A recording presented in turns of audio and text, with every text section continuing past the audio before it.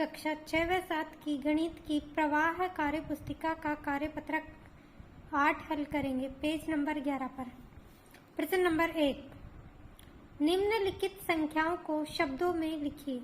यहाँ पर हमें जो संख्याएं अंकों में दी हुई है उन सभी संख्याओं को हम शब्दों में लिखेंगे। तो हम पहली संख्या देखते हैं, इकाई, ढाई, सैकड़ा, हजार, 8254। इसे हम शब्दों में लिखेंगे 8254। दूसरी संख्या पढ़ते हैं, इकाई, ढाई, सैकड़ा, हजार, 3438। तो इसे हमने शब्दों में लिख दिया 3438। तीसरी संख्या देखिए 2372। तो 2372 को शब्दों में लिख दिया। अगली संख्या है 2036। 2036 को हमने शब्दों में लिख दिया 2036।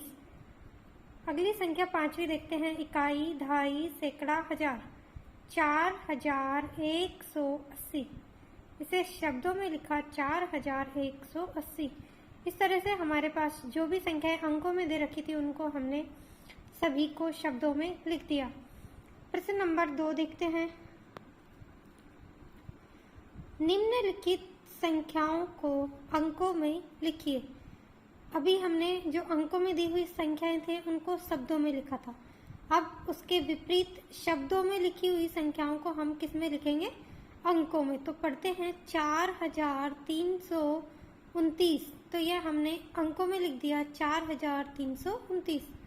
दूसरी संख्या क्या दे रखी है? 2339। तो 2339 लिख दिया। यहाँ देखो, इकाई, ढाई, सैकड़ा, हजार, 2339। 9117 है। 9117 को हमने अंकों में लिख दिया। चौथा देखिए 6289। यहाँ देखो 6289, इकाई, ढाई, सैकड़ा, हजार, 6289। अगली संख्या है पांचवी 4083। तो 4083 को हमने अंकों में लिख दिया 4083। इसके साथ प्रश्न नंबर 2 हुआ। अब हम देखते हैं प्रश्न नंबर 3, निम्नलिखित संख्याओं का विस्तारित रूप लिखिए। यहाँ पर एक हमें उदाहरण विस्तारित रूप का करके दिखा रखा है। ठीक उसी प्रकार से हम आगे दी हुई संख्याओं को विस्तारित रूप में लिखेंगे। पहली संख्या हमारे पास है 1168। उसको विस्तारित करके लिख रखा है। पहले हम हजार वाले अंक को लिखेंगे सबसे पहले। तो हजार वाले अंक के पीछे 1 2 3 संख्या है तो इसके पीछे 3 जीरो आएगी। तो 1 और 1 के पीछे कितनी जीरो? 3 जीरो। या फिर 1 का गुणा हम 1000 से कर देंगे तो कितना आ गया? 1 गुणा 1000 यानी 1000। फिर दूसरी संख्या लिखेंगे प्लस का चिन्ह लगा के, सैकड़ा वाली। सैकड़ा वाला अंक है 1 और उसके पीछे 2 संख्या है तो कितनी जीरो आ जाएगी? 2। तो ये आ गया 100। या फिर 1 का गुणा हम सैकड़ा में 100 से गुणा करते हैं तो 1 का गुणा 100 से किया तो कितना आ गया? 100।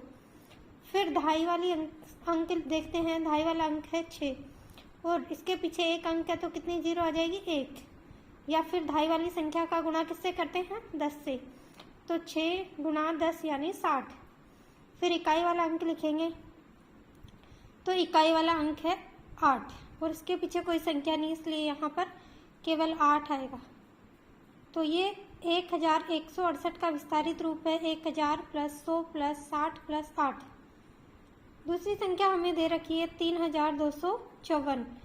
तो यहाँ देखो, पहले हजार वाला अंक है 3 और 3 के पीछे कितनी जीरो आएगी? 3। तो 3000 प्लस सैकड़ा वाला अंक है 2, 2 के पीछे 2 जीरो, 200 प्लस ढाई वाला अंक है 5, 5 के पीछे 1 जीरो, 50 प्लस 4। या फिर 3 का गुणा 1000 से करा 3000 प्लस 2 का गुणा 100 से किया 200, 5 का गुणा 10 से किया 50 प्लस 4। तो 3000 प्लस 200 प्लस 50 प्लस 4। तो दोनों तरीकों से आप कर सकते हैं। उसके बाद देखिए 8456। तो यहाँ हजार वाले 8 के पीछे 3 जीरो आ गई तो 8000 प्लस सैकड़ा का अंक है 4 तो 400 प्लस ढाई का अंक है 5 तो 50 प्लस इकाई का अंक है 6 तो 8000 प्लस 400 प्लस 50 प्लस 6। चौथी संख्या है 391। यहाँ इकाई, दहाई, सैकड़ा 3 अंक है, तो सैकड़ा वाला अंक लिखेंगे सबसे पहले, इसके पीछे 2 जीरो, क्योंकि इसके पीछे 2 अंक दिए हुए हैं, तो 300 प्लस 90 प्लस 1। पांचवी संख्या है 4025।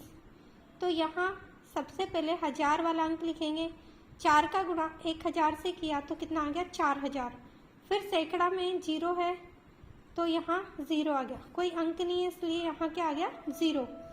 फिर दहाई वाला अंक है 2, 2 गुणा 10 किया कितना आ गया 20 प्लस 5, तो 4000 प्लस 0 प्लस 20 प्लस 5।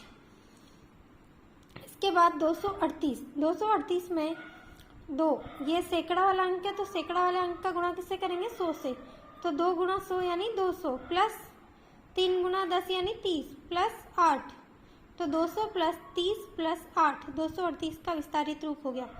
इसके बाद एक संख्या और दे रखी है हमें 4007।